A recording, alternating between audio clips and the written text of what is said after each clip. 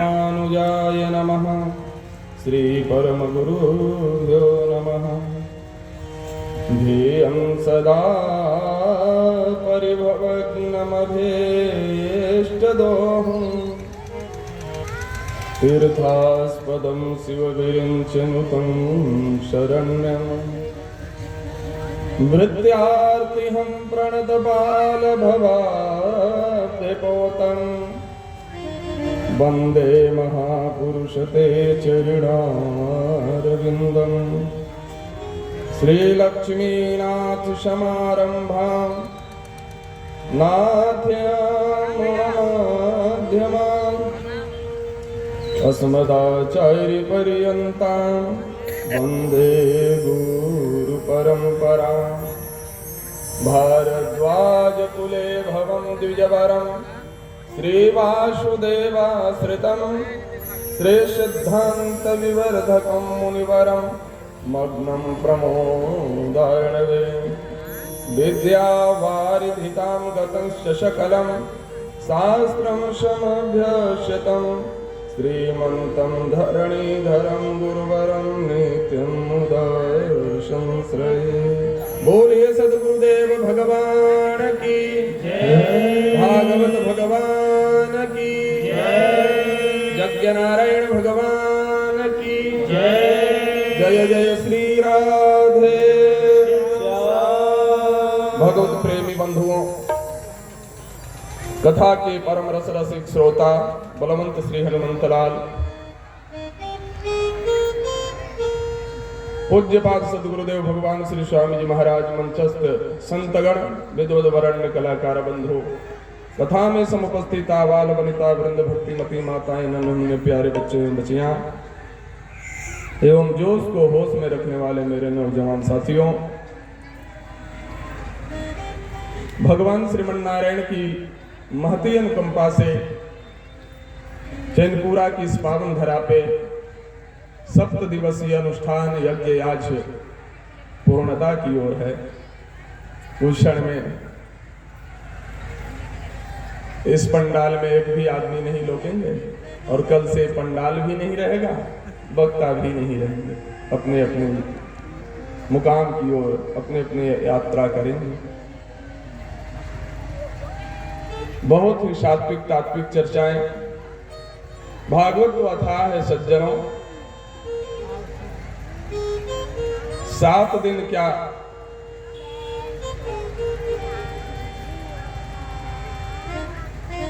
7 जन्मों तक के इसको अगर पढ़ते हो सुनते रहे तो समाप्त होने वाला नहीं। अथाह समुद्र है, लेकिन वही समुद्र में से मंथन करके और 14 रत्न की प्राप्ति हुई। ऐसे ही संतगण उसको शोधन करके और कुछ मोती माणिक्य जो है समाज को देने का काम करते हैं।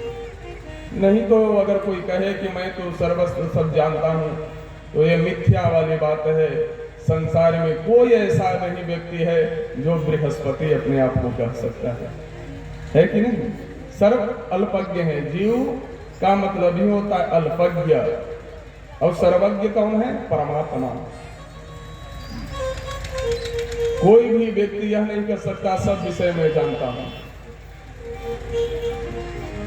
इसलिए भागवत तो बहुत समुद्र है, उस समुद्र में से कुछ चुन करके इस दास सदगुरु की कृपा से आप सबों का परोसने का काम करता है। तो कल के प्रसंग में बहुत दिव्य लीलाएं हम सब श्रवण कर रहे थे। आइए संक्षेप में जहां तक के पहुंचे, आज मुक्ति तो करवा ही देना है। भगवान कन्हैया जो है गोवर्धन लीला भी किए हैं, इंद्र के मान मर्दन किए। किसी ने एक व्यक्ति ने पूछा था आज सुबह कि महाराज जी, इंद्र के मान भंग करके इंद्र को कहां भगवान ने भेज दिया? तो आप सुन लीजिए। तपोमयं ध्वस्तरजस्तमस्कं मायामयोऽयं गुणसंप्रभावो न विद्यते ते ग्रहणानुबंध।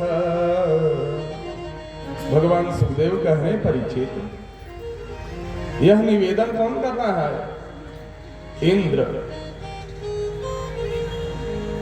क्योंकि इंद्र की बुद्धि जो है ना, गोस्वामी तुलसीदास जी लिख रहे हैं कि सरिस स्वान मघवान जुआनु,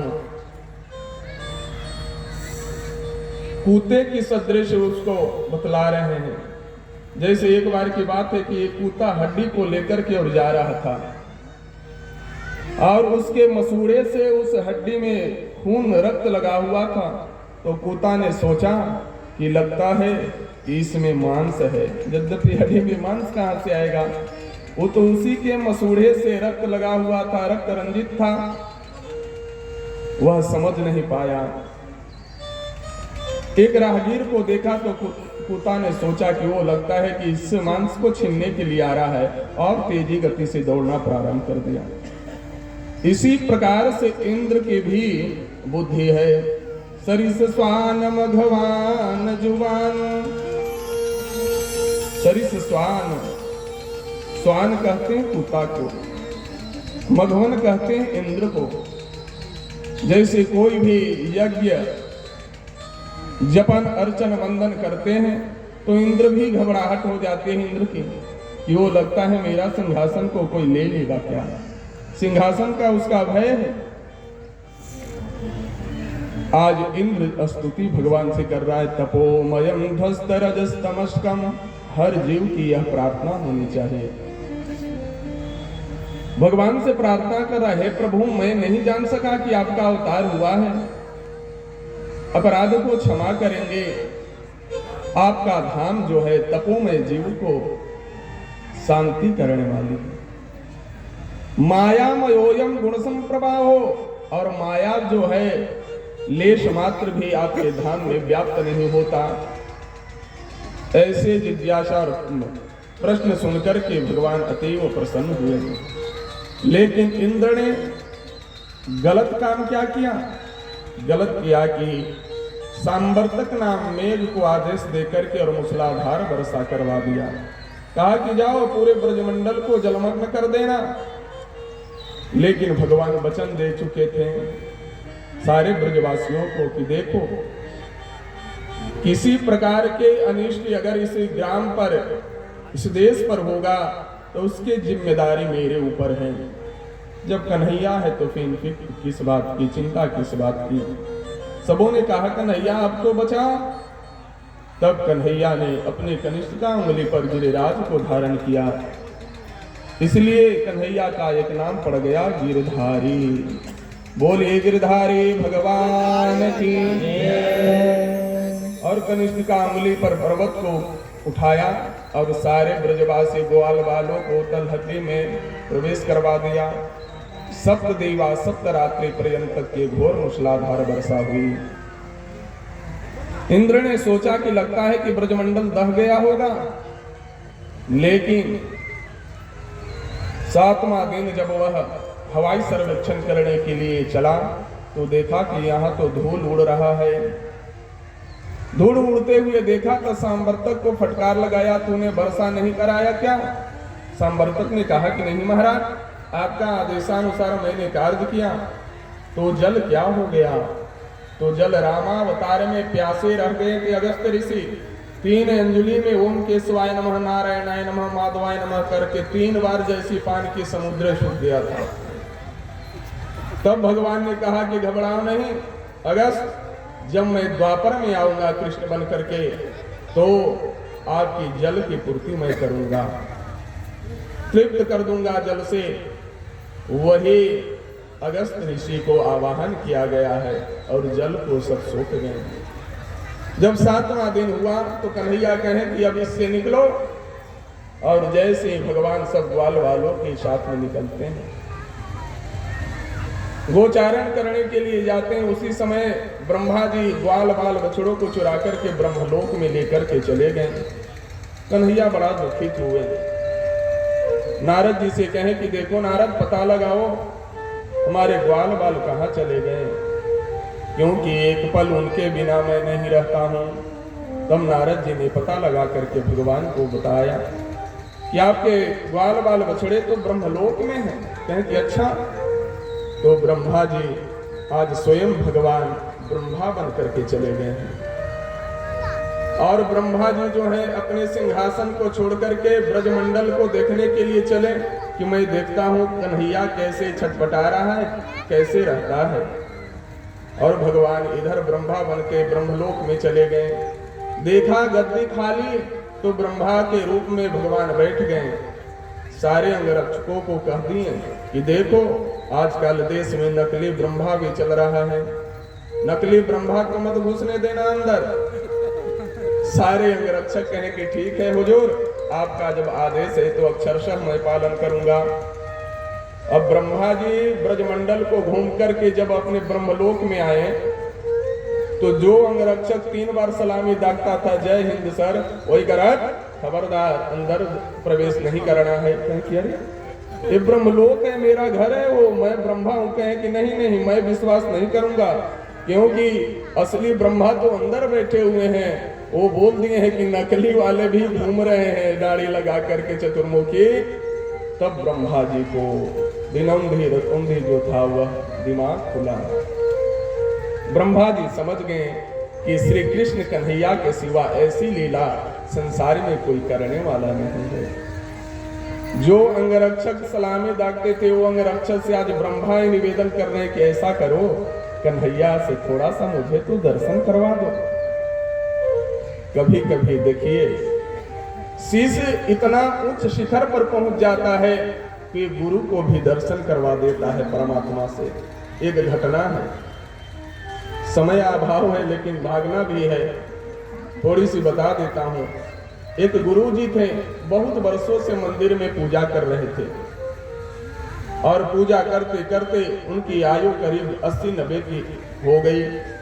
गुरु जी तीर्थ यात्रा में जाने लगे और शिष्य को बता करके गए, देखो शिष्य भगवान को भोजन करा करके ही करना। शिष्य गुरु की आज्ञा को मान करके हृदय में धारण कर लिया।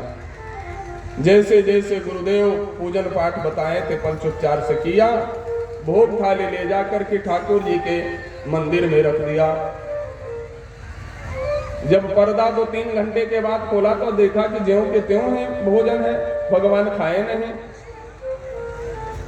तब उसने कहा कि देखो मुझे तंग मत करो, गुरु जी बतला करके गए हैं कि भगवान पा लेंगे तभी पाना, और जब तक कि आप नहीं पाएंगे तो मैं नहीं पाऊंगा। दिन भर बीत गए, तब भगवान सोचने लगे कि ओहो नहीं, अगर पाऊंगा तो ये प्राणांत हो जाएगा, तो मुझ में दोष लगेगा। बहुत अटूट निष्ठा और श्रद्धा इसके हृदय में, निर्मल भाव है इसके हृदय में। भगवान से कहा कि देखो प्रभु अभी अवर नहीं खाएंगे तो ये दंड है ना, डंडा लेकर के खड़ा हो गया, डंडे से अब के प्रहार करेंगे।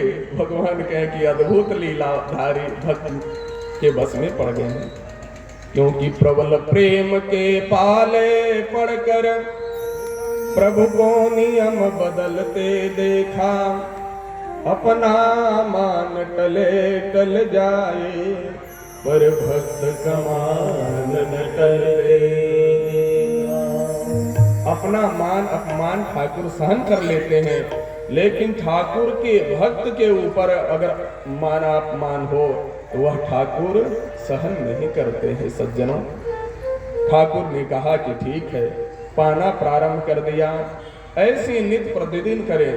गुरुजी जब तीर्थ यात्रा से लौट करके आए तो पूछे कि चेला भगवान के पवा करके भोजन करवा करके करता था? तो हाँ गुरुजी, डेली भगवान हमारे भोग को आकर के ग्रहण करते थे। गुरुजी आचंबित हो गए, अरे ऐसी बात तुम झूठ बोल रहे? तो नहीं गुरुजी, तो ऐसा है चेला, मुझे भी एक बार दर्शन तो करवाना। मुझे तो 80 वर्ष के उम्र में आज तक के दर्शन नहीं दिए। देखो, वो अपने गुरु के वचनों पर विश्वास कर रखा था। वचनम विश्वास, कोई महात्मा अगर वचन बोल दे तो उस पर विश्वास रखो। तपस्वी संत गुरु जी से चेला ने कहा कि ठीक है, भोग लगाया। और जब भगवान राम लक्ष्मण जानकी हनुमंत लाल पाने लगे तो गुरु जी को धीरे से बुलाया, गुरुदेव आइए। और देखिए, जब गुरुदेव देखे तो गुरु के आंखों में अश्रुपात धर धर होने लगा। गुरु रोने लगे कि धन्य हो चेला, तुम मुझे आज परमानंद अनुभूति करवा दिया। मैं तो अभिमान में था कि मैं गुरु हूं, लेकिन सचमुच में तुम्हारे अंदर जो भक्ति और निष्ठा है वो आज प्रमाणित कर दिया। इसलिए भगवान भाव के भूखे हैं।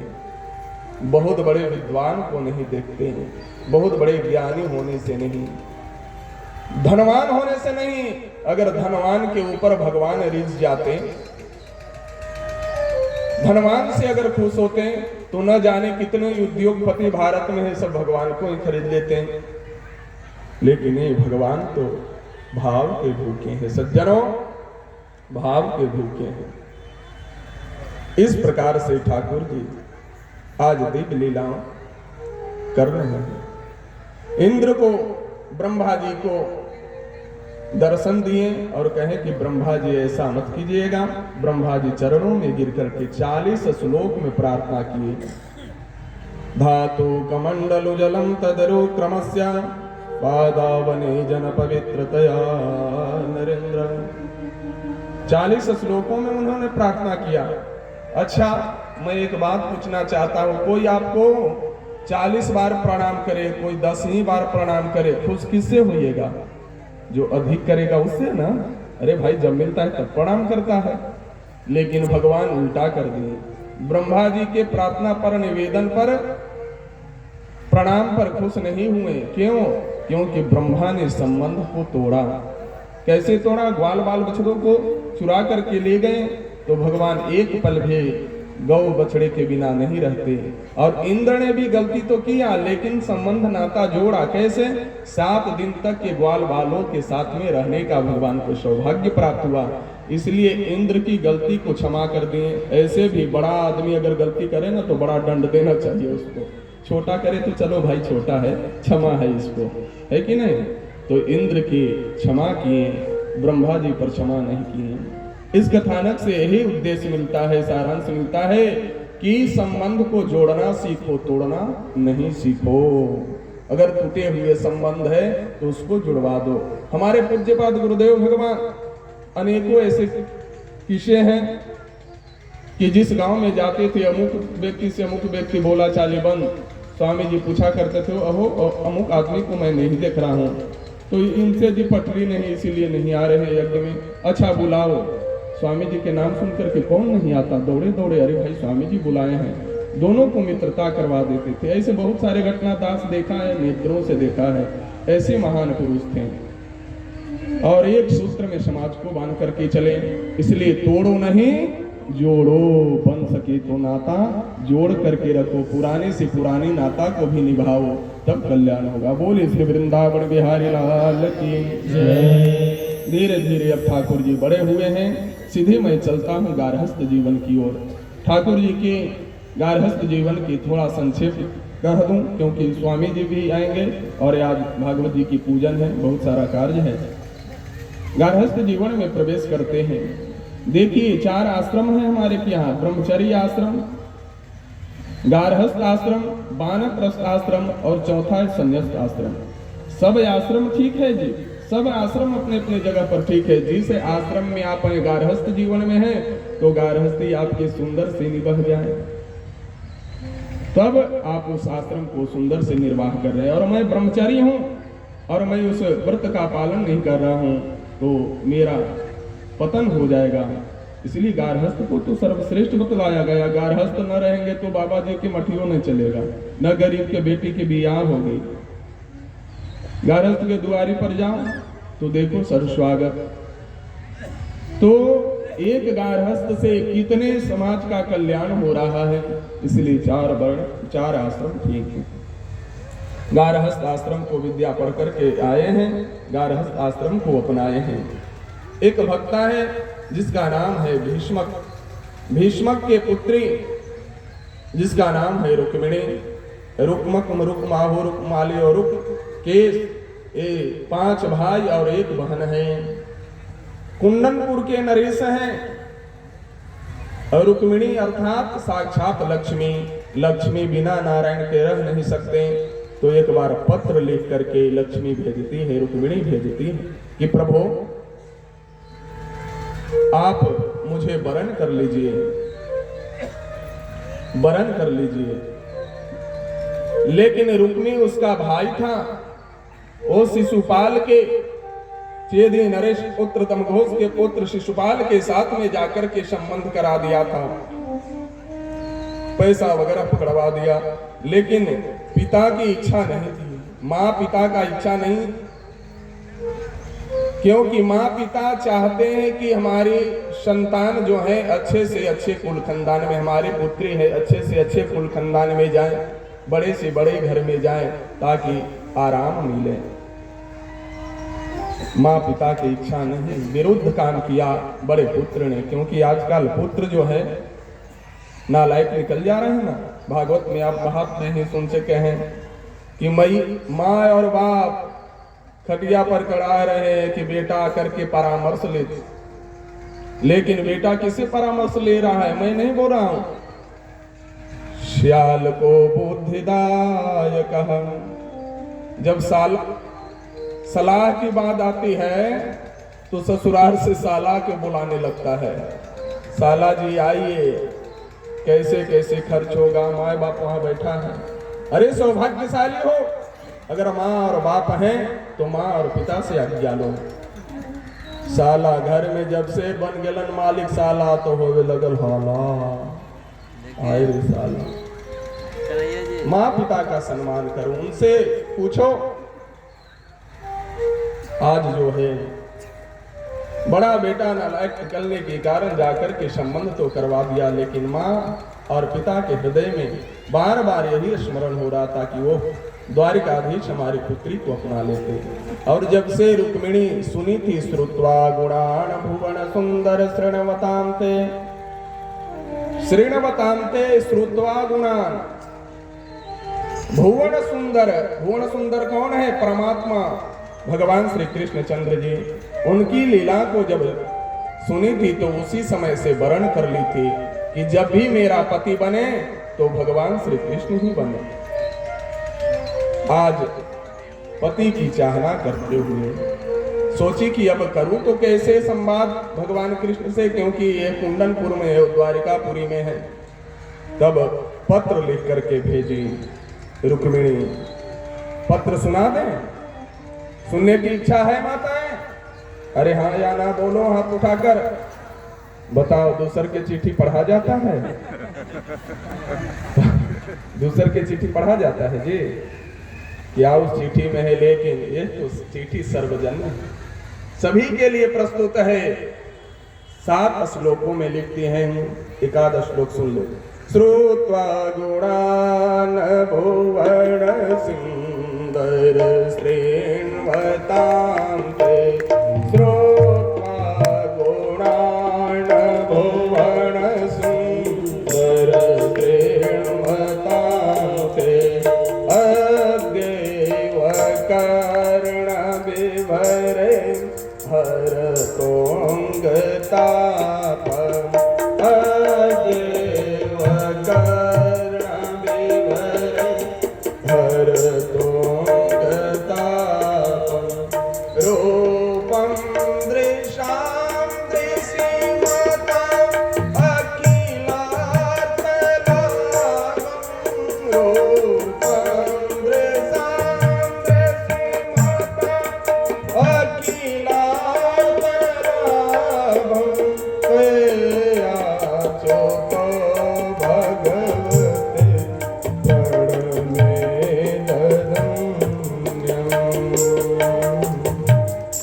श्रुत्वा गुणान भुवन सुंदर श्रेणुमतांते। हे भुवन सुंदर, जब से श्री नारद जी के श्रीमुख से मैं आपका वर्णन सुना हूँ तब से मैं आपको वरण कर ली हूँ, आप मुझे अपनाइए। और पत्र में लिखती है कि शेर का आहार कहीं सियार ले जाए, मतलब आप साक्षात नारायण है और लक्ष्मी नारायण के हाथों में शोभायमान होगी, और कहीं शिशुपाल ले जाएगा तो आपका मान हानि होगा। भगवान के पास पत्र पहुंचा है। भीष्मक पुत्री ब्राह्मण के द्वारा और पत्र द्वारिकाधीश के पास पहुंचवा देती है कि उस समय ब्राह्मण ही ले जाते थे ना निमंत्रण लेकर के द्वारकापुरी में प्रवेश किए। जैसे ही भगवान उस निमंत्रण पत्र को पढ़े हैं तो बड़ा प्रसन्न हो गए। विवाह के नाम सुनकर के कौन नहीं प्रसन्न होगा। आज के तो और विषम परिस्थिति आ गई है। पहले तो लोग लजाते भी थे, ए बहुआ ब्याह करवा ही अगुआ लोग, मन तो अंदर से न हम अभी न करम, लेकिन मन है। लेकिन माँ बाप के सामने इतना मर्यादा में लोग रहता था कि बोल नहीं पाता था। लेकिन आज उधरे से फोन करते बाबूजी मैया तो हाँ बेटा लेके आई थी, वहाँ परिचय लागे व्यवस्था रखी है, आए का कर रहे है तो विवाह कर लिए तो अच्छा आओ झड़ुआ और सूप हम लेके रखा है। ये स्थिति हो गया। और उसमें भी वर्ण जो है आज वर्ण संकर होते जा रहे हैं लोग। जिस कुल धर्म में हो उस अपनी मर्यादा में करो सज्जनों। विवाह करना खराब नहीं, लेकिन अपनी मर्यादा के उल्लंघन मत करो, नहीं तो आने वाला समय बड़ा संकट हो जाएगा। आज के जो विषम स्थिति में देख रहा हूँ, लव मैरिज और थोड़े दिन में चल जाई थे गाड़ी गैरेज में, एक मैरिज सफल न हुई थे। आज 80% एक हमारे वकील अधिवक्ता हमारे शिष्य हैं, वो बता रहे थे कि महाराज 80% कोर्ट में केस ये डाइवोर्स का आ रहा है। लव मैरिज का 2-4 महीना चला और उसके बाद बस डाइवोर्स का कागज बना हुआ है, तुम अपना बताओ। ये कौन सी प्रेम, ये झूठा मिथ्या फंसाने वाले ऐसा मत करो सज्जनों। हे युवा युवतियों संभल जाओ। अपनी माँ और बाप के कथनानुसार ही अगर किसी वर के हाथों में अगर सौंपते हैं तो उचित समझना और उसका जीवन निर्वाह करना। पहले के काल कैसे था जी, अंधरे लंगड़े दूल्हे जिसमें सौंप दिया जाते थे। हम लोगों के माता देखो आज निर्वाह कर दे। आज बताओ, बहुत ऐसे केस दास के पास आता है, सरकार 25 करोड़ खर्च किए, इतना खर्च किए, लोगों में बनाव नहीं है। प्रेम विवाह हुआ बनाव नहीं है। नहीं, प्रेम करना गलत नहीं है, लेकिन शादी कर लो, पानी ग्रहण, उसके बाद प्रेम करो। बोलिए श्री वृंदावन बिहारी लाल की। आज भगवान कृष्ण पत्री को देख करके प्रसन्न हुए और कहें कि विप्र देवता आप प्रसाद पाइए। प्रसाद पाकर के जाकर के रुक्मिणी को संवाद सुना दीजिए। रुक्मिणी के पास ब्राह्मण देवता आते हैं और कहते हैं रुक्मिणी घबराओ नहीं, ठाकुर जी स्वीकार कर ले हैं आपकी पत्री को और जरूर स्वयं आएंगे। कि अच्छा।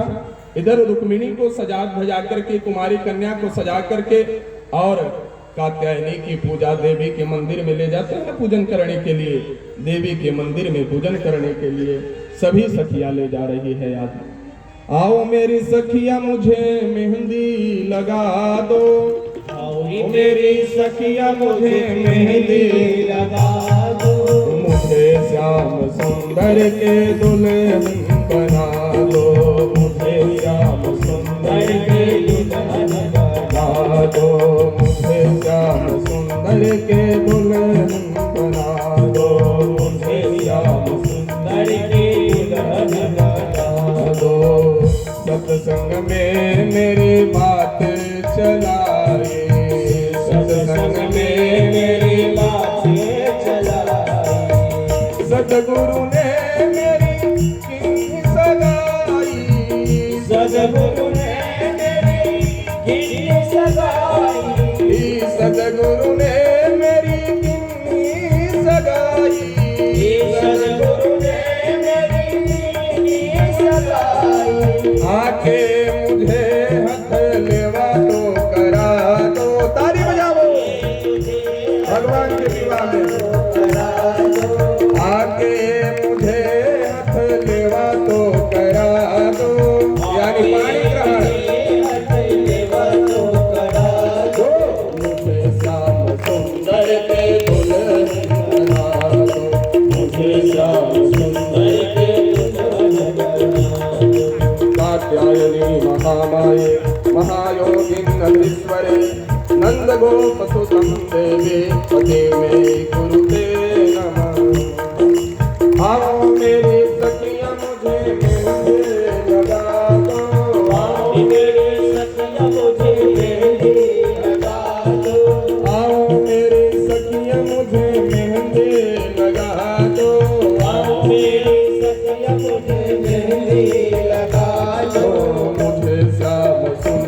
के दुल्हन बना दो, मुझे श्याम सुंदर के दुल्हन बना दो। ऐसा करो दुल्हा जो कबहू न रूठे, ऐसा करो दुल्हा जो कबहू न रूठे। आज पल पल में दोनों के झगड़ा हो जा रहा है। 36 के आंकड़ा कई सरकार एकदम बोले चाली बंद हो, लेकिन नीमक पड़ जाइएगा, नीमक पड़े से बोले लगन। ऐसा करो दुल्हा जो कबहू न रूठे, ऐसा करो दुल्हा जो कबहू न रूठे, ऐसा करो दुल्हा जो कबहू न रूठे, ऐसा करो दुल्हा जो कबहू न रूठे। अचल सुहाग की बिंदिया लगा दो, अचल सुहाग की बिंदिया लगा दो, अचल सुहाग की बिंदिया लगा दो, अचल सुहाग की बिंदिया लगा दो। मुझे श्याम सुंदर के दुल्हन बना दो, मुझे श्याम सुंदर के दुल्हन बना दो, मुझे श्याम सुंदर के दुल्हन बना दो, मुझे श्याम सुंदर के दुल्हन बना दो, मुझे श्याम सुंदर के दुल्हन बना दो, मुझे श्याम सुंदर के दुल्हन बना दो। इस प्रकार से कात्यायनी महामाये महायोगिन्यधेश्वर नंद गोप सुतम देवे पति में कुरुते नमः। अगर किसी बच्ची का शादी होने में विलंब हो रहा है अथवा संबंध बार बार कट जा रहा है, इस मंत्र का जप करो, आपका शादी परम कल्याण होगा और शीघ्र हो जाएगा, अच्छा वर मिलेगा। आज रुक्मिणी जाकर के देवी की पूजन कर रही है, लेकिन देवी की पूजन कर तो रही है लेकिन अनन्यता भगवान के प्रति है। आपके जो इष्ट हैं, आप देवी दुर्गा जिसके मंदिर में जाए लेकिन इष्ट किसी एक को माने। अनन्या चिंतयन्तो मां जे जनाः पर्युपासते तेषां नित्याभियुक्तानां योगक्षेमं वहाम्यहम्। गीता में भगवान कह रहे हैं कि जो अनन्या भाव से मेरा भजन करता है उसका योगक्षेम मैं स्वयं वहन करता हूँ। आज रुक्मिणी पूजन कर रही है माता जगदम्बा की, लेकिन अनन्य भाव कृष्ण की ही दिख रही है कि प्रभु उसमें झलक रहे हैं। विलंब हो रहा है, इधर शिशुपाल भी मौरी पहन करके जनमासा में आकर के बैठे हुए हैं और जरासंध नरेश बड़े बड़े उसके पक्ष में बैठे हुए थे। दुष्ट के तो मित्र बहुत हो जाते ना है, अच्छा को बहुत कम मिलते हैं, दुष्टवन के बहुत हो जाएंगे। इधर जनमासा में मौरी उरी पहन करके बैठल था, खूब माए बाप मौरी पहना करके भेजलती हल। मौरिया पहना के बाबू के विदा कैली, वही मौरिया पहन बाबू घरे। मौरी पहन करते शिशुपाल गया लेकिन रुक्मिणी प्राप्त नहीं हुई। रुक्मिणी प्रतिक्षण भगवान का स्मरण कर रही है और विप्र देवता से पूछ रही है, विप्र देवता क्या भगवान उस पत्री को स्वीकार नहीं किए क्या? तब विप्र कहते हैं कि नहीं रुक्मिणी जी घबराओ नहीं, ठाकुर जी आ रहे हैं, रथ पे सवार हुए हैं। भगवान के जो रथ चलाने वाला है उनका नाम है चारू। चारू को आदेश दिए हैं कि चलो कुंडनपुर की ओर। रथ पे आरूढ़ होकर के और आज ठाकुर चल पड़ते हैं। बीच रास्ते में बलदाऊ भैया बलराम जी मिलते हैं, कहते हैं लाला कहाँ जा रहे हो? लाला कुछ बोलते नहीं, जैसी पीली पत्री को दिखाएं तब बलराम समझ गए कि ओ लाला अब छोटो नहीं अब बड़ो हो गए हो, लगता है कहीं शादी करने जा रहा है। बलराम जी को बात की पता थी कि वहां बड़े बड़े योद्धा राजा महाराजा शिशुपाल के तरफ से पहुंचे हैं, वहां घोर संग्राम जरूर होगा, इसलिए बलराम जी भी पीछे पीछे अपने रथ को आरंभ कर दिए। भगवान कुंडनपुर में पहुंचे हैं। 11,000 सैनिक रुक्मिणी के सुरक्षा में लगे हुए, सुमहल में लगे हुए। राजा महाराजा की बेटी है जी, भीष्मक की बेटी है, कोई साधारण है नहीं। 11,000 सैनिक सुरक्षा में लगे हुए हैं। आज जैसी भगवान कुंडनपुर में प्रवेश किए, रुक्मिणी लिख दी थी कि इस द्वार से आएंगे और इससे लेकर के चले जाएंगे प्रभु। भगवान प्रवेश करते हैं। जैसी भगवान प्रवेश किए, बरहा पीडम नटवर बपुः कर्णयो कर्णिकारं बिभ्रदवास कनक कपि संवैजयन्तीं चमारां रंग्राणधेणोर्यधर सुधया पूरयन् गोपवृन्दे वृंदारण्यम स्वपदरमणम प्राविशद गीत कीर्ति। टेढ़ी टांग वाले, सुंदर कपोल, घुंघराले बाल और मस्त चाल में भगवान आज चल रहे हैं। सारे अंगरक्षकों की जब दृष्टि पड़ी है भगवान के ऊपर, तो सब आपस में ही बात कर रहे हैं कि वो सचमुच में शिशुपाल नहीं है उस लायक, सचमुच में कन्या योग तो वर यही है। भगवान के प्रति श्रद्धा जागृत हो गई। भगवान को देखकर के कौन नहीं मोहित हो सकता है सज्जनों। आज सारे अंगरक्षक भगवान के गुणानुवाद और मन से ही प्रणाम करने लगे। इतने में सुध बुध खो गए, सारे अंगरक्षक सो गए। भगवान रथ पे सवार करवाए हैं, रुक्मिणी को बैठाए हैं और 1 2 3 इधर शिशुपाल को पता चला कि आया, ले गयो ले गयो ले गयो। पूरे महल में शोर मच गया। शिशुपाल ने कहा कि अरे कन्हैया, तुम छलिया, तुम आकर के भाग गए हो, अगर है शक्ति तो आ जाओ। बहुत गालियां दी हैं। भगवान ने कहा कि अच्छा घबराओ नहीं। शिशुपाल का भी भगवान ने कल्याण किया। बोलिए श्री वृंदावन बिहारी लाल की जय। अब लेकर के द्वारिकापुरी की ओर चल दिए हैं। अरे द्वारिका नगरिया से मस्ती में झूमते हुए गायन करेंगे। भगवान की शादी है। द्वारिका नगरिया से अरे चल लई बरियतिया बड़ा सुहावन लगे। अरे कुंडलपुर नगरिया भइलई शोर बड़ा सुहावन लगे। कुंडलपुर नगरिया भइलई शोर सुहावन लगे। कुंडलपुर नगरिया भइलई शोर बड़ा सुहावन लगे। भाई बहन सब लोग हाथ ताली उठाइए। कुछ उधर भाई कह रहे कि ना केतनो तू कहला बाबा जी हम ना ताली बजबुआ। अरे भैया हाथ मिला है तो भगवान के कीर्तन में ताली उठा लो। कल से चक्रपाणी जी न कहेंगे कि ताली बजाओ। कल से आप अपने कार्य में, दास अपने कार्य में रहेगा। द्वारिका नगरिया से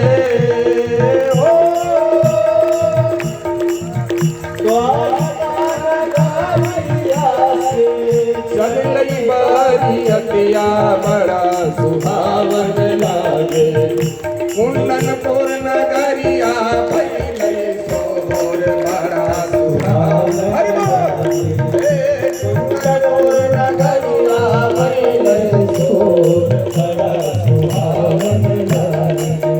दोनों हाथ ऊपर करके भइलई शोर बड़ा सुहावन लागे।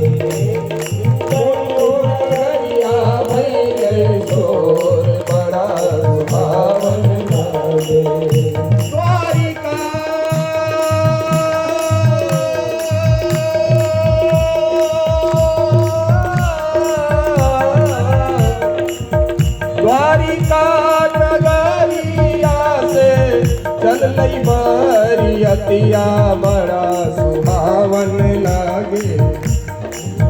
द्वारिका नगरिया से चल लई बरियतिया बड़ा सुहावन लागे।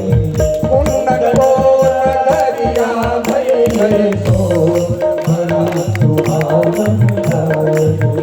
कुंडलपुर नगरिया भइलई शोर बड़ा सुहावन लागे। कुंडलपुर नगरिया भइलई शोर बड़ा सुहावन लागे। बोले कृष्णचंद्र भगवान की। आज द्वारिकाधीश रुक्मिणी को बैठा करके और द्वारिकापुरी में ले चले गए। द्वारिकापुरी जब ले गए ठाकुर जी, तो रुक्मी जो था उसका बड़ा भाई वो प्रण किया, अहत्वा शमरे कृष्णा प्रत्युह च रुक्मिणी पुण्डिनम न प्रवेक्ष्यामि सत्यमे तत्ब्रमेमि वह। देखिए आताई बुद्धि वाला, दुष्ट बुद्धि वाला कैसा सोच रखता है, बदले की भावना रखता है। हाँ हम छोड़बई ओकरा, मिट्टी में मिला दबई, चाहे अमर जितना धन बिक जाए, एक बीता आरी के लिए पूरे पारी बेचने के लिए तैयार हो जाता है। आज रुक्मी भी वैसा ही प्रण कर लिया, अहत्वा समरे कृष्णा, हे कृष्ण अगर तुझमें बल है तो आओ रण में आओ और हमसे युद्ध करो। अहत्वा समरे कृष्ण प्रत्युह च रुक्मिणी कुंडिनम न प्रवेक्ष्यामि सत्यमे तद्ब्रमेमि वह। हे कृष्ण जब तक के अपनी बहन को द्वारिकापुरी से लौटा करके कुंडनपुर में नहीं आऊंगा तो मैं अपना गांव प्रवेश नहीं करूंगा, ऐसा संकल्प कर लिया। भगवान से कौन जीत सकता है जी, संसार में कोई जीत सकता है ठाकुर जी से? चल पड़ा है। लेकिन जब ठाकुर जी यहाँ द्वारिकापुरी में लेकर के रुक्मिणी को आए तो बहुत सारे ब्राह्मणों को, वैदिक ब्राह्मणों को बुला करके और पाणी ग्रहण किया और वैदिक मंत्रों के द्वारा जो भारतीय ऋषियों का परंपरा है वह उस प्रकार से विवाह संपन्न हुआ है। रुक्मी जो है यह प्रण करके और चल पड़ा है अपने गांव से द्वारिकाधीश की ओर।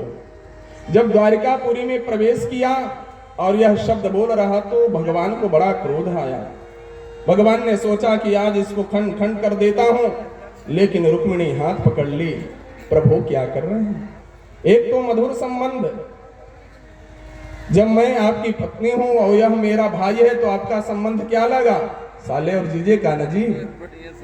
आज तो दूही को नते चली थे, साला जीजा और न तो साढ़ू दूहे को नते चली थे, साला जीजा न तो साढ़ू तीसर का ना, इसलिए आपका साला है।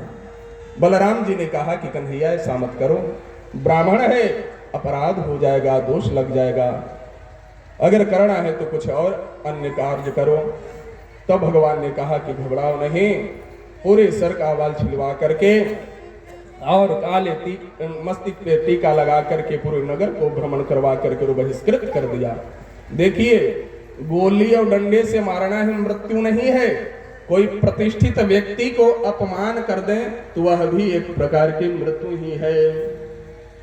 गोली डंडे वाले तो तुरंत क्षण भर में समाप्त, जय जय सीताराम, फिर आपसे उससे क्या संवाद होगा। लेकिन किसी को आप तिरस्कार कर दे प्रतिष्ठित व्यक्ति को तो बार बार उसको चुभेगा। किसी को अशब्द बोल दे तो उसको बार बार यह खटक, अरे हमारे दादा को ऐसे बोला था। इसलिए वाणी ऐसी बोलिए जो मन काया पाको, औरों को शीतल करे आपो शीतल हो। वाणी बड़ा संभाल करके बोलनी चाहिए। सत्यम ब्रूयात प्रियम ब्रूयात न ब्रूयात सत्यम अप्रियम। सत्य बोलो, प्रिय बोलो, और सत्य हो वह प्रिय हो, उस वाणी को भी छिपा लो। जैसे कोई अपनी माँ को बच्चा कहे कि माँ मुझे पानी पिला दो, मैया बहुत प्रेम के साथ में पानी पिलाएगी। लेकिन वही बेटा अगर कहे कि पिताजी की पत्नी पानी पिला दो तो पानी पिलाएगी कि झाड़ू से मारेगी जी? भुज पटौना ऐसी बोला है, तोरा बोली ना भाव, कहेगी कि ना। यद्यपि सत्य है कि पिता की पत्नी तो हमारी माँ है, लेकिन प्रयोग करने योग्य भाषा नहीं है कि नहीं? इसलिए वाणी बड़ा संभाल करके। बड़की गोतनी से छोटकी पूछ ले कि आए दीदी फुलवा के कटोरवा कहाँ हवा? बड़की कहती कौन है? तो जे बाबू के तिलक क्या में मिल रही है? तो वही ना है दीदवाना हाउ भंसावे में तो रखा ही कोठिया पर। अब ल वो घर में शांति होते जी कि महाभारत होते। महाभारत वाणी के कारण ही आज महाभारत हुआ। इसलिए घर घर में थोड़ा सा वाणी हमारी माताएं संभालो। माताएं भी आज वाणी से फिसल जा रही है। बोलना है कुछ बताओ ना।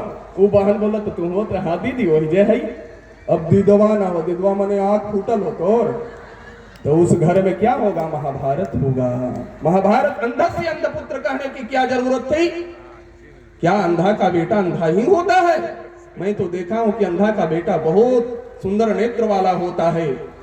आज उसी के कारण महाभारत हुआ। इसलिए वाणी को संभाल करके बोलिए सज्जनों, बोलिए श्री वृंदावन बिहारी लाल की जय। भीष्म की यह मनोकामना पूर्ति नहीं हुई तो वह द्वारिका से चल पड़ा है और कुंडनपुर में प्रवेश नहीं किया। भोजकट नाम नगर को बसाया और उसी नगर में रहने लगा। बोलिए श्री वृंदावन बिहारी लाल की जय। अष्टपट रानियां ठाकुर जी की हैं। सत्यभामा, सत्यवती, राधा तो आह्लादनी शक्ति ही है, जाम्बवती, नग्न जीती। इस प्रकार से बहुत सारा समय नहीं है कि मैं इन सबों को व्याख्यान करूं। 8 पटरानियां ठाकुर जी को मुख्य रूप से 108 ठाकुर जी की पटरानियां और 16,000 जो है भौमासुर की कारागृह में बंदी बन करके वो स्त्रियां थी।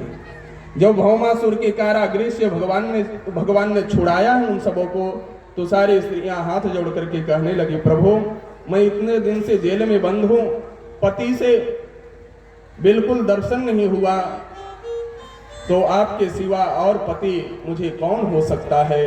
क्योंकि आप तो सर्वेश्वर हैं और पूरे संसार के पति हैं। श्रेय पतिर यज्ञपति प्रजापतिर धीयां पतिर लोकपति धरापति पति पति चांदक वृष्ण सात्वतम प्रसिद्धता में भगवान सताम पति। हे प्रभु आप ही पति हैं, क्योंकि अभी तक के तो मैं भूली हुई थी।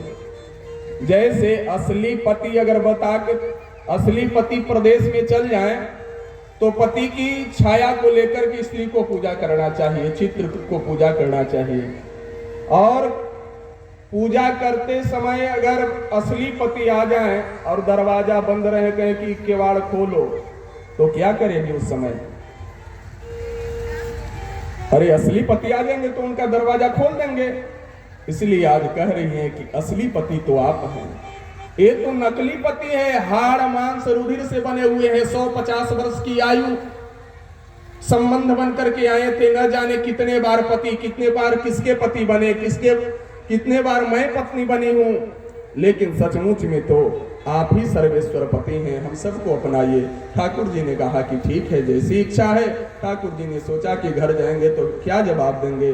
ठाकुर जी ने सभी को अपने पास रखा और सुंदर से पानी ग्रहण किया।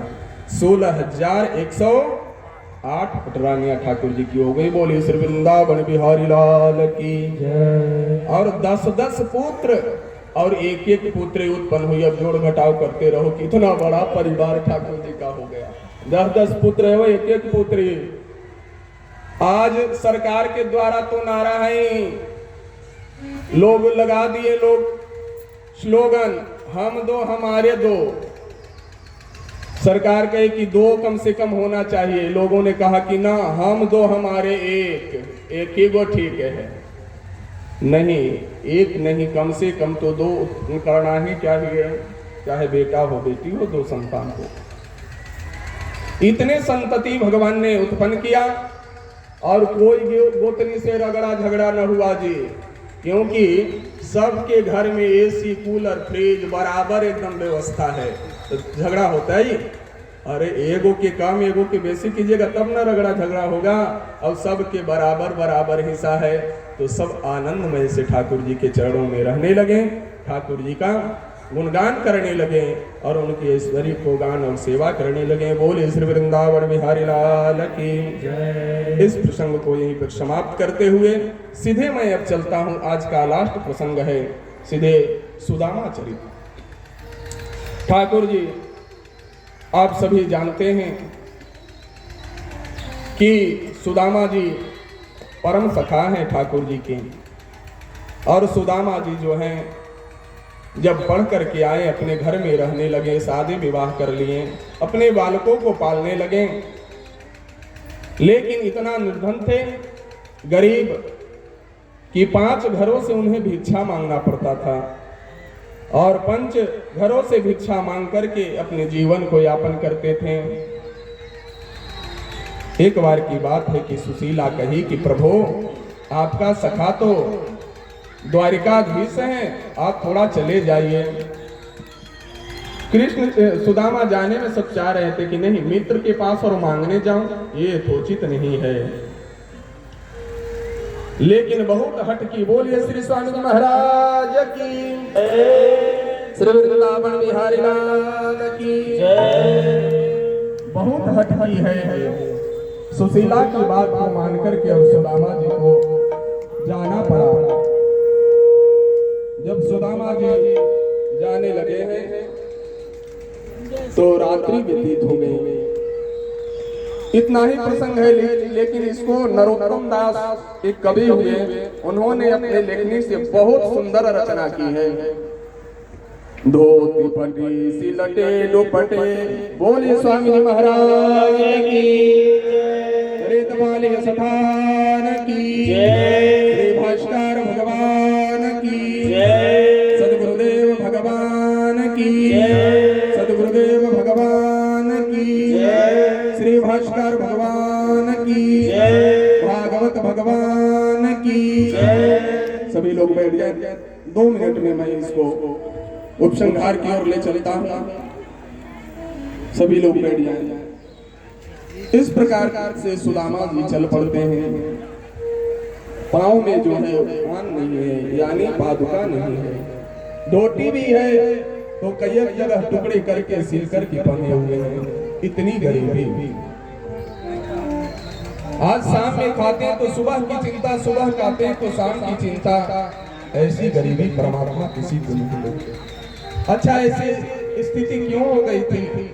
जब गुरुकुल में पढ़ते थे तो भगवान ईंधन चुनने के लिए गुरुदेव के आदेश से गए, तो चना लेकर के सुदामा जी गए और चना स्वयं खा गए। तो भगवान ने कहा कि सुदामा क्या खा रहे हो, मेरे लिए भी छोड़ना। सुदामा जी कहे कि नहीं प्रभु, ठंडी का दिन है, वही दांत में खटखट कर रहा है। तब भगवान ने कहा कि अरे सुदामा झूठ बोलते हो, लेकिन वह चना जो था वह श्रापित था। श्रापित चना को जानते हुए सुदामा जी ने सोचा कि अगर यह चना अगर मेरे कन्हैया खाएगा तो मेरे जैसे गरीब हो जाएगा, और मैं कन्हैया का मित्र हूँ, मैं सखा हूँ। सखा का अर्थ ही होता है सहायती सखा।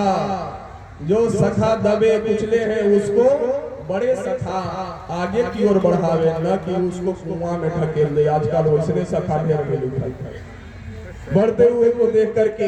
लेकिन सुदामा जी ने सोचा कि वो अपराध हो जाएगा, पूरे चना को खा गए। भगवान भी इस बात को जानते थे। भगवान ने कहा कि ठीक है।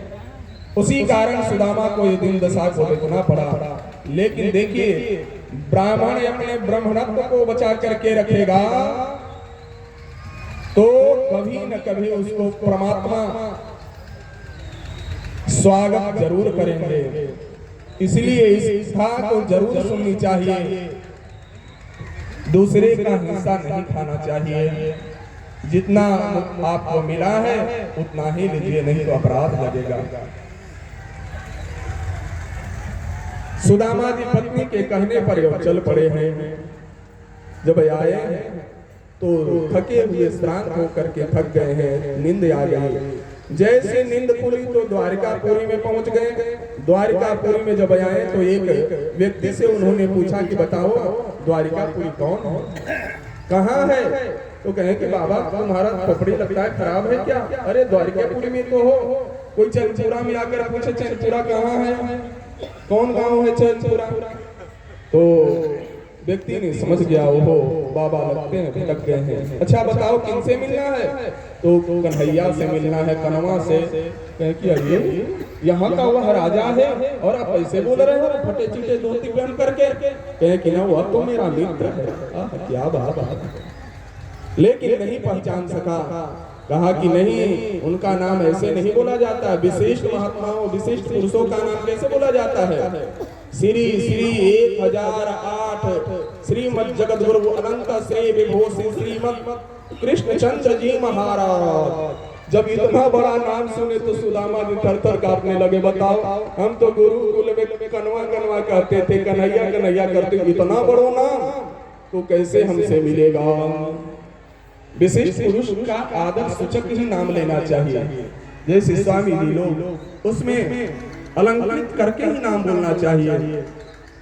सुदामा जी को रास्ता बताया कि देखो वह महल जो लुक रहा है स्वर्ण महल, वही भगवान श्री कृष्ण का महल है, चले जाओ। द्वार पे गए हैं, द्वारपालों ने संवाद पूछा है और कहा कि प्रभु आप कौन है बताइए। तो अपना परिचय दिए हैं सुदामा जी, मेरा नाम सुदामा है। भगवान अपने शयन कक्ष में थे, भगवान के कानों में जब शब्द सुनाई पड़ी कि सुदामा मेरे द्वार पे आए हैं, तो आज देखिए रुक्मिणी को भी त्याग करके और भगवान पीतांबर कहीं गिर रहा है और दौड़े दौड़े आ रहे हैं। क्या बात है। ऐसे ही कोई अगर विशिष्ट पुरुष आपके द्वार पर आए तो आप छलांग लगा दो, खुशी के मारे दौड़ पड़ो उनके स्वागत के लिए। आज भगवान दौड़े जा रहे हैं, रुक्मिणी सारी पटरानियां सोच रही कौन अभ्यागत इतना विशिष्ट पुरुष आ गया भाई, ये आज भगवान मेरे दौड़े जा रहे हैं। जा करके गले लगे हैं, कहें कि सुदामा इतना दिन बिता दिया, चलो चलो, ला करके अपने आसन पर बैठाए हैं। भगवान उस दशा को देख करके और नेत्र जलपात होने लगा, अश्रु से अश्रुधार बहने लगा। नरोत्तम दास जी ने लिखा, देखी सुदामा की दीन दशा, करुणानिधि कर करुणानिधि रोए, धोती फटे सी लटे दुपटी, पायल पारारत सोहे। परात और जल की आवश्यकता नहीं पड़ी, भगवान के अश्रुधार इतना बहे कि आज सुदामा जी का चरण हुआ गया। तब भगवान ने इशारा किया, रुक्मिणी क्या देखो, जाओ लेकर के आओ। जल बरात लेकर के आए हैं, सारी पटरानियां धोना प्रारंभ की। यथोचित सत्कार हुआ, आरती पूजन, स्वर्ण थाली में भोग आया है, भोग ग्रहण किए। सुदामा जी से अब भगवान पर चर्चा पूछने लगे। वही बालपन, जब बहुत दिन पर मित्र मिलते हैं तो पूछते हैं भाई बताओ क्या हालचाल है, कैसा चल रहा है। श्री कृष्ण जी ने पूछा, कन्हैया यह बताओ ब्रह्मचर्य व्रत में ही हो, साधु बन गया कि इसे गृहस्थ बने हो? क्योंकि गुरुकुल में तो आप बड़ा ब्रह्मचर्य में रहते थे, कौपीन पहनते थे। तो सुदामा जी ने कहा, नहीं कन्हैया मैं तो शादी कर लिया। आप तो भगवान मुस्कुराने लगे, कहे कि अच्छा भाभी जी का क्या नाम है? तो सुशीला। तो भगवान ने कहा कि अच्छा सुशीला भाभी तो मेरे लिए कुछ दी होगी, लेकिन 4 वर्षों से वह चावल पोटली दबाए हुए थे। आज सुदामा जी और जो स्वर्ण थाली में खाए, सुदामा जी देख करके सोचे कि ये चावल मैं कन्हैया को कैसे दे सकता हूँ। अब सुदामा जी पूछते हैं कि कन्हैया आपने शादी की? तो हाँ, लाइन लगवा दी सारे पटरानियों को, आओ और पैर छुओ, प्रणाम करो, आशीर्वाद लो। 10-20 जब 50 हुआ तो पूछे सुदामा जी की ये सब अपने हैं। सुदामा जी कहे कन्हैया बताओ, एक महीने शादी की, आमंत्रण नहीं भेजा तो तुम उलाहना दे रहे हो। तुम इतनी शादियां की लेकिन एक बार भी आमंत्रण कार्ड नहीं भेजा। तब कृष्ण जी ने कहा कि अरे प्रभु क्या करें, हमारी शादी का वर्णन तो अद्भुत है, न मटकोर हुआ, न मड़वा, न हल्दी कलसा, कुछ न बस गए लेकर के आए, गए लेकर के आए। भगवान इस पर परस्पर संवाद करने लगे। सुदामा जी को यथोचित सत्कार किया। सुदामा जी वहां से जाना चाहते हैं, चलने लगे तो कहे कि नहीं, जो भाभी जी दी है वो दे दीजिए। सुदामा जी देने में सब चाहे, भगवान की दृष्टि गई है। तो उस पोटली पर जैसे भगवान ने खींचा तो पोटली का पूरा चावल बिखर गया। अब 5 घरों का चावल आप जानते हैं कैसा होगा, कोई मंसूरिया भी होगा, कोई खनकवा भी होगा उसमें। ऐसे चावल, बिखरे हुए चावल को भगवान ने एक एक लेकर के को राज दिया। 2 मुट्ठी, तीसरा जैसे खाकर के खाना आरंभ किए तो रुक्मिणी हाथ पकड़ ली, कहे कि प्रभु आपको सुदामा बनने का मन है क्या? भगवान ने कहा कि क्या बोली? बात पलट दी रुक्मिणी, कही कि नहीं प्रभु, ये संत का प्रसाद है और संत का अवशिष्ट प्रसाद यानी संत का जूठन प्रसाद। जैसे पूज्यपाद गुरुदेव भगवान हमारे भोजन करते थे तो भोजन के बाद थाली में जो प्रसाद रहता तो बहुत भीड़ लग जाती थी और बहुत लोग 2-3 दिन से नंबर लगाए, सरकार थोड़ा सा प्रसाद या स्वामी जी के जुटवा दिया। तो आज उस संत का प्रसाद है, हम सब भी खाना चाहते हैं। तब भगवान ने कहा कि ठीक है, जाओ ये पूरे महल में पटरानी को बांट देना। सुदामा जी वहां से चल पड़ते हैं। सुदामा जी को छोड़ने के लिए गेट तक के भगवान आए, कहे कि ठीक है जाते हैं, तो ठीक है जाइए। अब सोचे सुदामा जी की जो चावल था वो अभी कृष्ण कन्हैया ले लिए, बेच करके इसको भाड़ा उड़ा करते हैं, अब कुछ देवो न किए, ऐसे हम जा रहे हैं कैसे पहुंचेंगे। अपने सुदामापुरी पहुंचे, यहाँ आए तो देखे कि लो जो कुटिया में हम भजन करते कुटियो गाया, स्वर्ण महल बन करके तैयार। सुदामा जी घबरा गए कि लगता है कि मेरा कुटिया भी कोई कब्जा लिया। सुदामापुरी के एक राहगीर से सुदामा जी ने पूछा, भैया यहाँ सुदामा नाम के एक व्यक्ति रहते थे, कुटिया उनका कहाँ है? तो कहे कि अच्छा, जो सुशीला थी वह महल पर बैठ करके देख रहे थे पति देवता कब आते हैं। जैसे दृष्टि पड़ी है तो उसने कहा कि देखिए यही आपका महल है। महल में गए, बहुत प्रसन्न हुए, ठाकुर जी को खूब आशीर्वाद दिए। इन्हीं शब्दों के साथ वाणी को विराम। जय जय सीताराम, बोलिए भागवत भगवान की। अब पूज्यपाद प्रातः स्मरणीय अनंत श्री समलंकृत पूज्यपाद श्री स्वामी जी महाराज व्यास आसन पर समासीन हैं। मैं यजमान परिवार से आग्रह करता हूं कि आइए और सब लोग मल्यार्पण करें। सर्वप्रथम हमारे मल्यार्पण कर रहे हैं फलहारी बाबा श्री स्वामी जी का कर्तव्य ध्वनि से आपसे सब स्वागत करेंगे। और 7 दिनों में ये दास के द्वारा अगर मनसा वाचा कर्मणा के द्वारा समस्त श्रोताओं को कोई कष्ट पहुंचा होगा तो इस दास को आप क्षमा करेंगे। चैनपुरा तो मेरा पुराना ग्राम है, 8 वर्षों के बाद आगमन हुआ है। अब लगता है कि कब होगा ठाकुर जी जाने। तो आप सब परस्पर प्रेम रखेंगे, सब लोग मल्यार्पण करें, जल्दी जल्दी आकर के और कपूर की आरती करें। परस्पर सब लोग प्रेम रखे, यही संदेश देते हुए आज भागवत जी की विदाई है। स्वामी जी के प्रवचन के बाद ग्रंथ की पूजा जैसा कि वर्णन है, और ग्रंथ की पूजा के बाद आप सब माताएं भाई बहन बारी बारी से आकर के आप अर्पण करेंगे, पत्रम पुष्पम फलम तोयम। उसके बाद आरती प्रसाद लेकर के हम अपने गंतव्य को जाएंगे। जय जय सीताराम। सौभाग्य 7 दिनों तक के हम सबों को प्राप्त हुआ, बहुत ही आनंद आया। और यहाँ के लोग, यहाँ के युवा सभी लोग में जोश खरोश के साथ इस कार्यक्रम को सुसंपन्नता की ओर ले जा रहे हैं।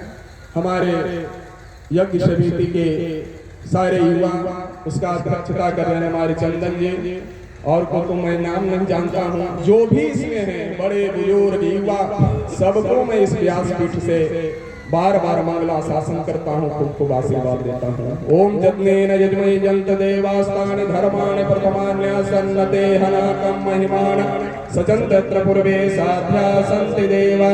श्रीमत् काश्यप वंशजं द्विजवरं भक्त्या प्रपत्यान्वितं स्वामी श्रीधरणीधरस्य कृपया आलब्धबोधामुदां नाम परिपालनात् सततं सन्नद्धचित्तं सदा श्रीराधान्त प्रचारकं गुरुवरं सौदर्शनार्यं भजे भारं द्वाजकुले भवं द्विजवरं श्रीवासुदेवाश्रितं श्रेष्ठं धन्त विवर्धकं मुनिवरं प्रमोदार्णवे विद्या वारिधितं गतश्च सकलं शास्त्रं समभ्यासितं श्रीमन् तं धरणीधरं गुरुवरं नित्यं उदासं श्रेय। बोलिए सद्गुरुदेव भगवान की जय, श्री भास्कर भगवान की जय, विशिष्टाद्वैत सिद्धांत की जय, पूज्यपाद श्री स्वामी महाराज की जय। बैठ जाए सभी जजमान लोग। अब पूज्यपाद श्री स्वामी जी की ओर हम सब चलते हैं। स्वामी जी का वचनामृत रसपान करें। हरे हरे हरे हरे।